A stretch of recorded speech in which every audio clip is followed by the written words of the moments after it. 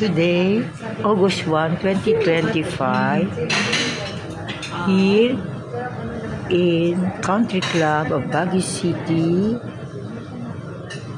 I'm honored and blessed to be with our brother Carlos Litos Valero, who is treating us here in the Country Club of Baguio as we prepare for the first Saturday,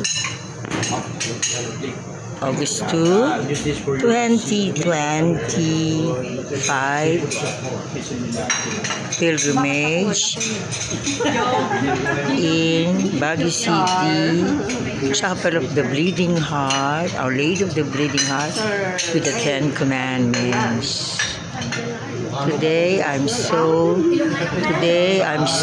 grateful because August 1, 2025, for me this prepares for my September 1, 2025 celebration of my 84th birthday, to be shared with the nations and the world.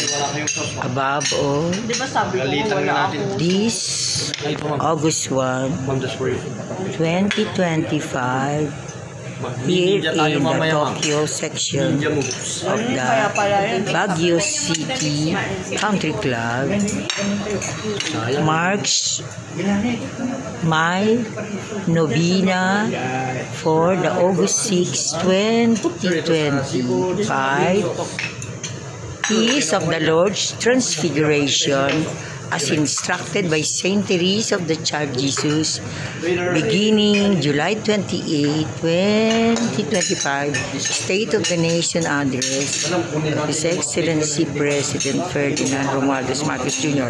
And today, this marks the radiant sign fulfilling my proposed October 6 to October 17, 2025 Philippine pilgrimage to Czech Republic,